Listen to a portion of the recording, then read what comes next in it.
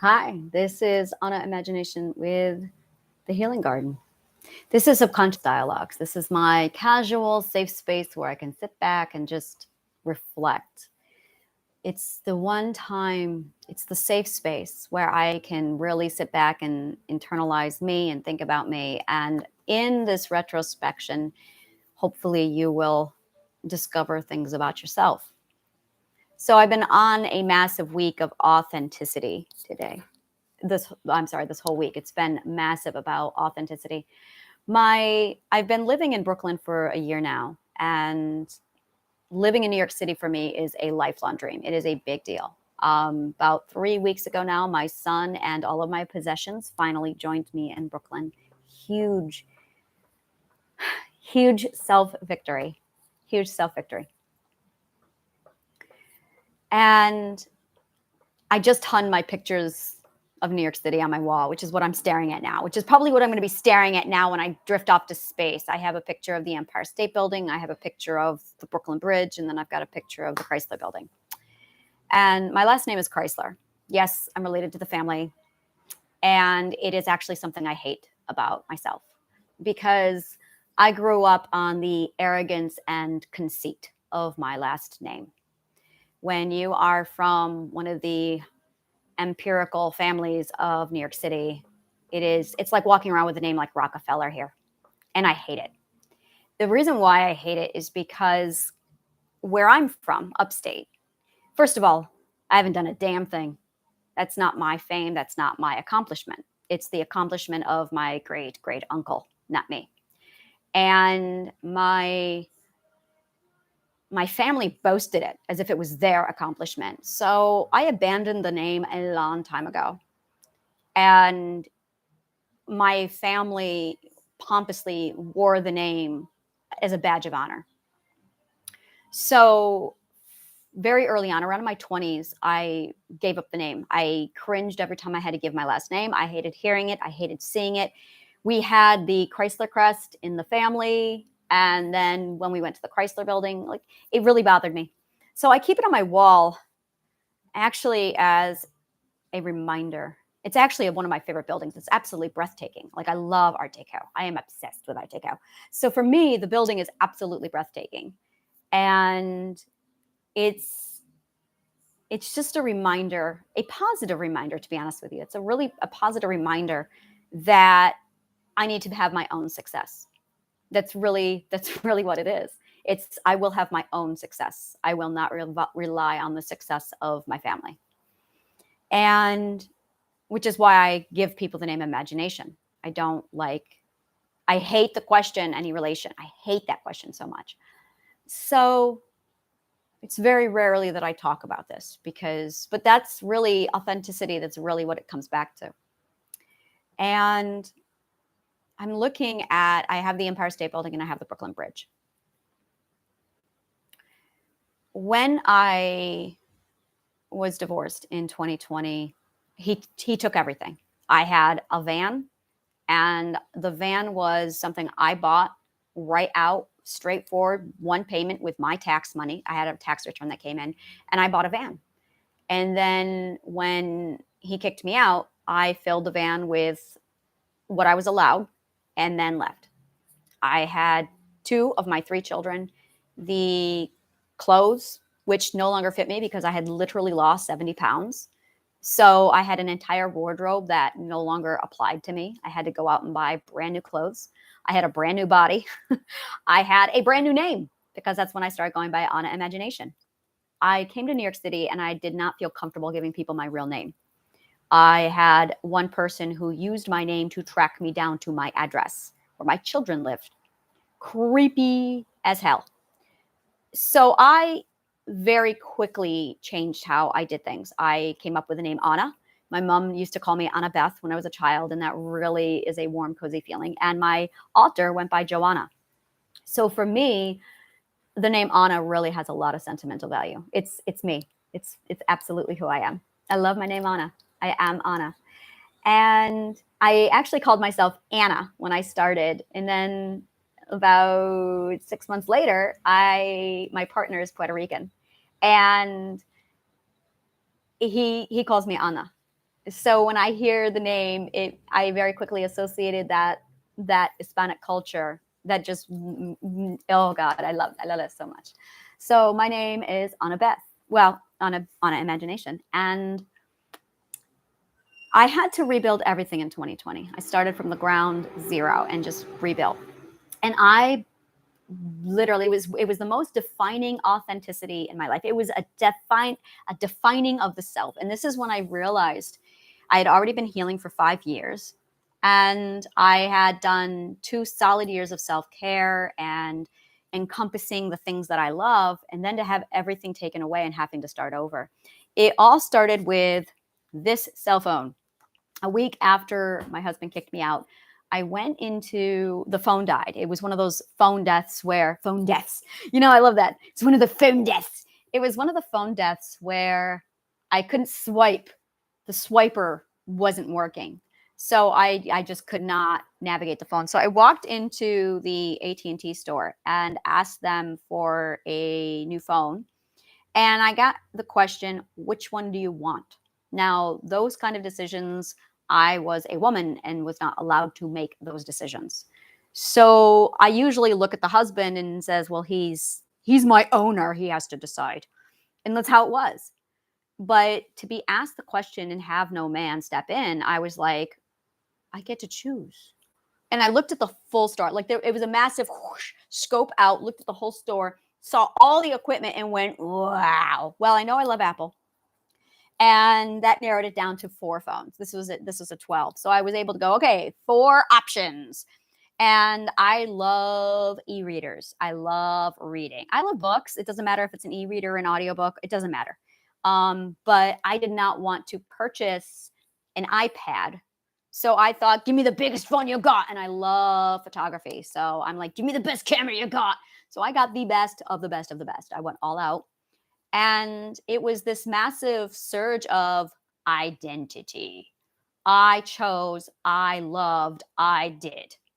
And I then turned around and I did it again, and I did it again, and I did again.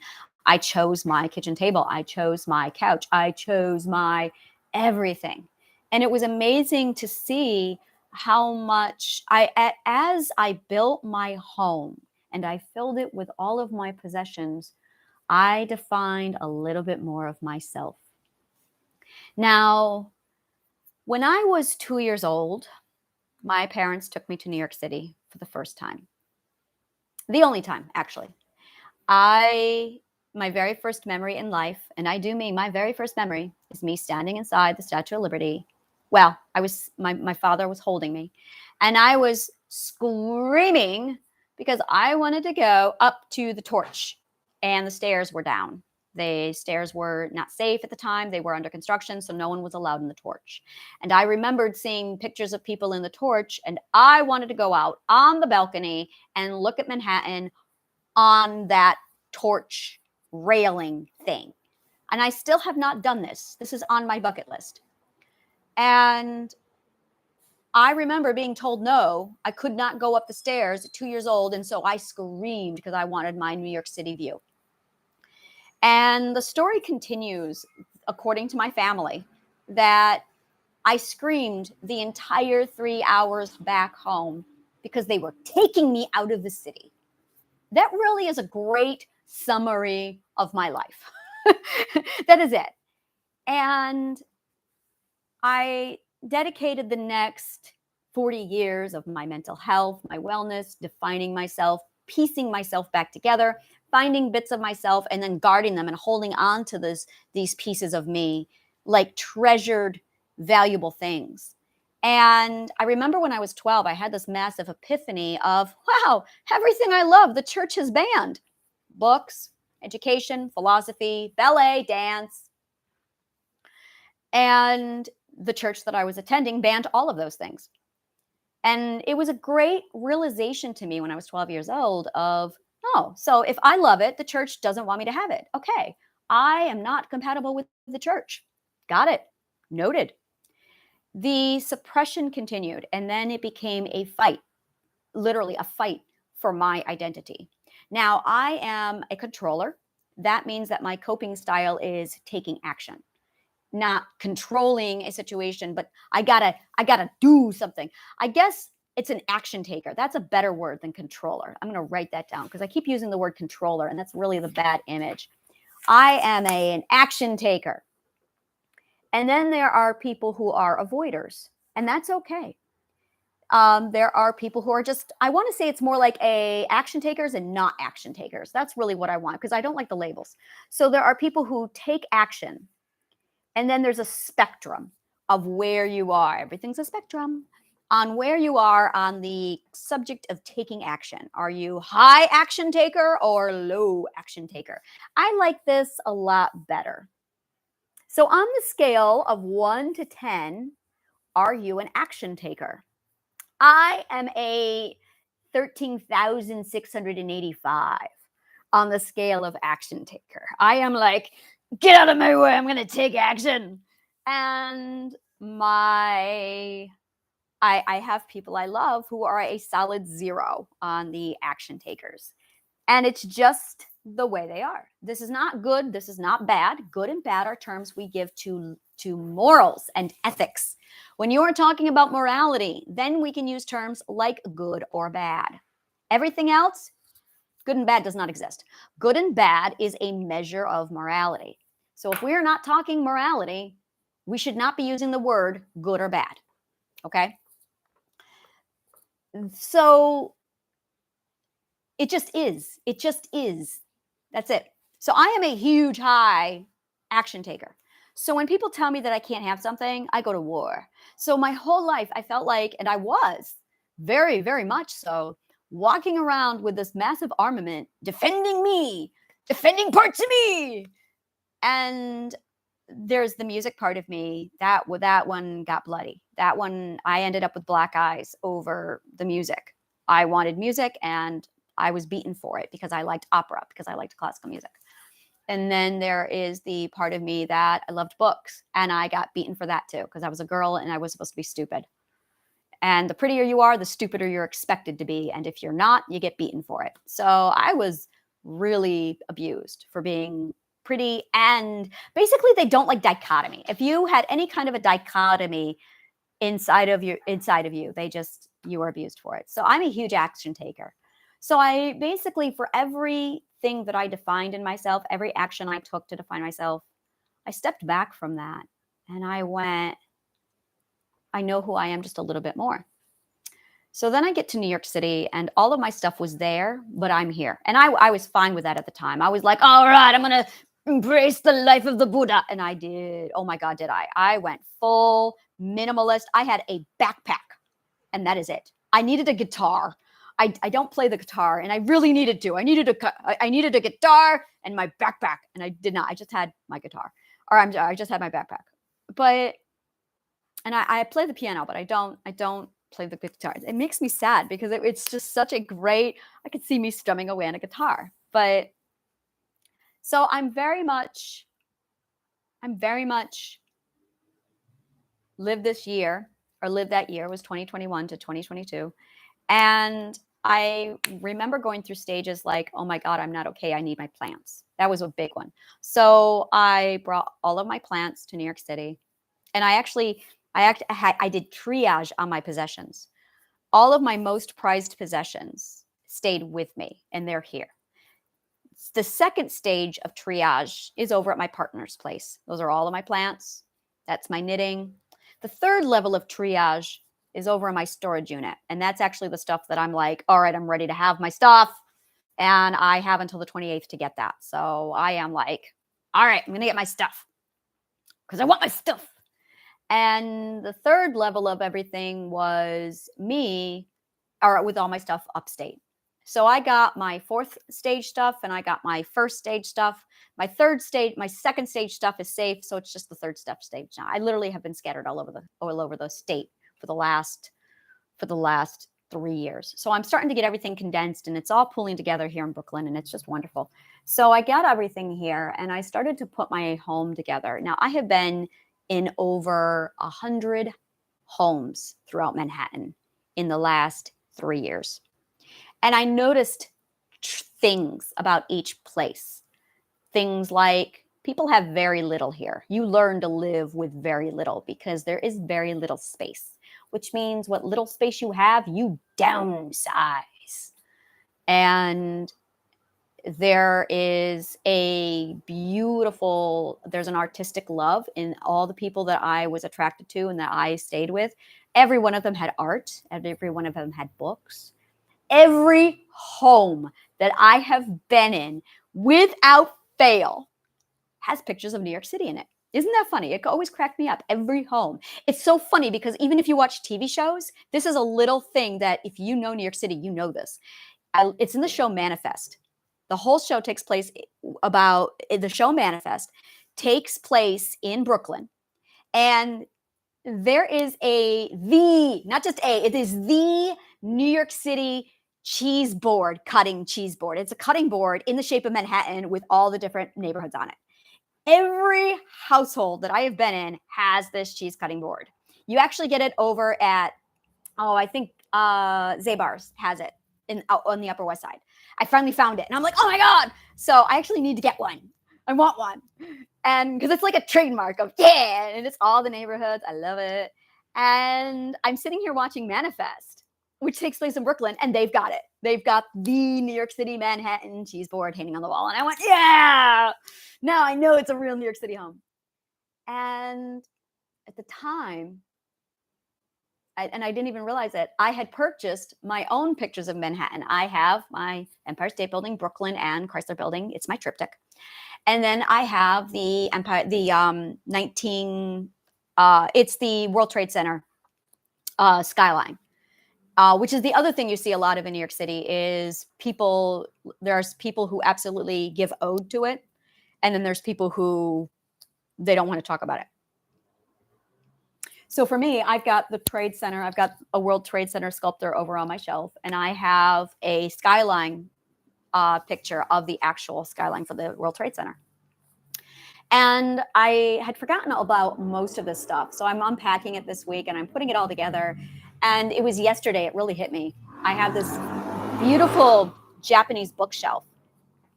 It's absolutely gorgeous feng shui, and I've got a plant on it. And I put my marijuana box on it, and I got my this vase, and then I've got like 5 books at the bottom, and I've got my Twin Towers on it. And it just hit me, and I burst into tears. I just sat down on the floor and sobbed because I realized something. I'm going to cry again. If I cry again, just bear with me. New York City was literally the piece of my identity that I have been missing since I was 2 years old. And when I started to put my house together yesterday, I started to arrange things. I put my table in front of the window, and I hung the painting on the wall this morning. I hung my New York City triptych. And as I started to piece it all together, I've got my yoga supplies under my coffee table. Such a New York City thing. Like, again, every apartment I have been in has things like that. I've got a book with my little tarot cards on it over at the table. It's little details like that that's just very New York City style. And my whole life, up until 2022, I have been missing this massive part of my identity. And I do mean it is the entire. So if you're into gaming and graphics, how do I explain this? Just a minute. Hey, Daniel, what is that thing called in computer graphics when you're building a computer game? Is it the interface? GUI? I don't know. You can't use the language with me because I'm not going to understand. Well, I mean, you can, but it's going to go over my head. What's it called? The mainframe. Is that what it's called? The mainframe? I don't think so. I think it's called GUI. You mean the like what it looks like? No, when you start building it, you have this basic foundational graphic to start with. Okay, you're talking about graphics. Yeah. So that would be like the background stuff. Yeah.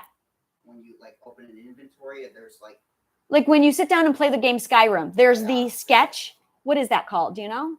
Like the blueprint of the game before you even begin building. I want to say it's the interface. Probably just the rough draft. The rough draft? No, that's writer's term. That's not gaming graphics. There's not really a graphics term for it because people in graphics are more interested. It was in the movie. What's that movie called? Nice Guy. Free Guy. It's in the movie Free Guy. Oh, no, I don't. When they built the mainframe, like the main computer program, Yeah. and then they layered skins on top. It's what the skins cover.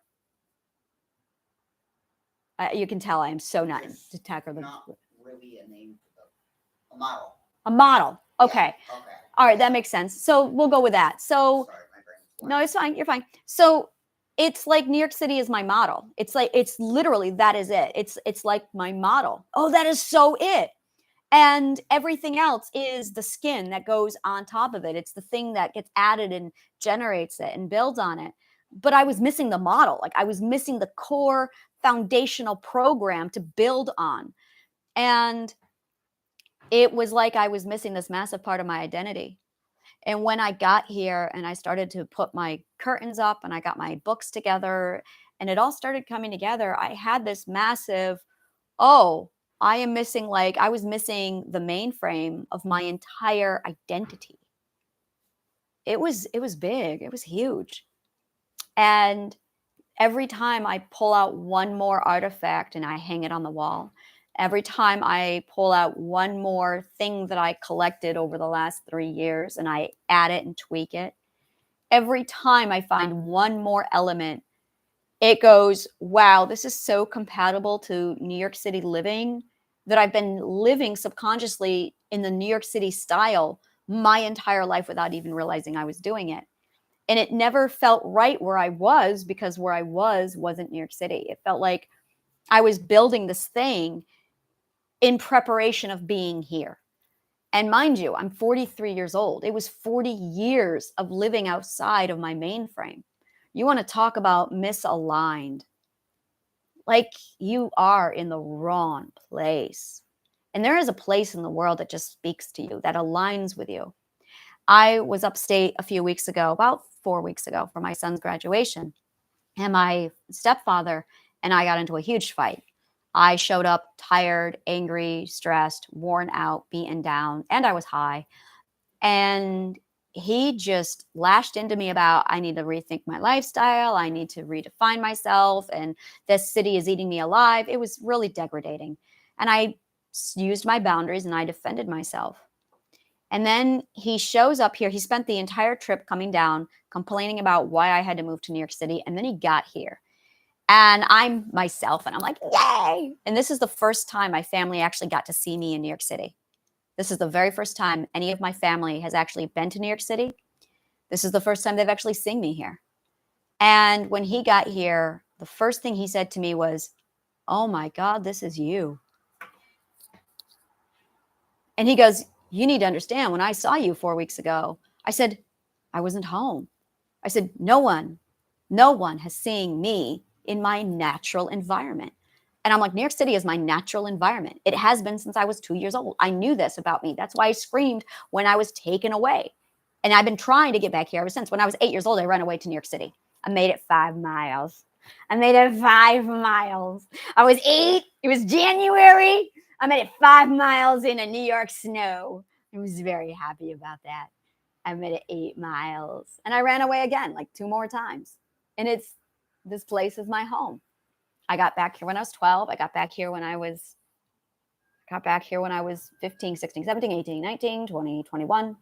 And then 9/11 happened. And I was so subconsciously conditioned that I couldn't have New York City without this owner that I had, that I didn't even try. That is how much he had turned my own perspective against me. That when I escaped, I thought, well, I just lost New York City, because I had that misleading belief inside of me that he put in there that, well, without me, you're not getting New York. So that when we broke up, I went, well, that's it. I just lost New York City, but at least I'm free. So I spent 20 years of my life thinking that I couldn't have New York City. I'm here.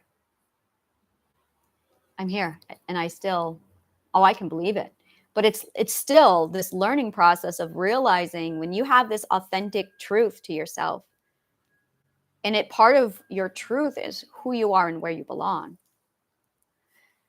And it's really extraordinary. It's really, really extraordinary to gain this kind of a perspective that you don't know how much of you don't have until you have it. And it's just mind blowing. Oh my God, I just can't believe how much of me I haven't had all my life. Over and over again, you just keep doing that. Oh my God, I can't believe how much of myself I don't have. Oh my God, I just can't believe how much of myself I've lost. Over and over again.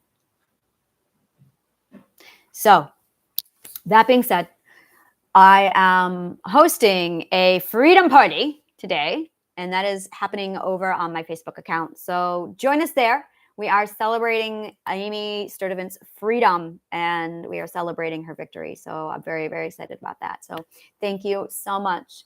And take a look at the link in the comments below. It explains what I do. It explains the results you get when you work with me, which is really amazing. And then book your call with me, and we'll give you your healing plan and your healing garden starter pack to get you in the right direction, heading toward your own authenticity. So thank you so much. And may the kindest of words always find you.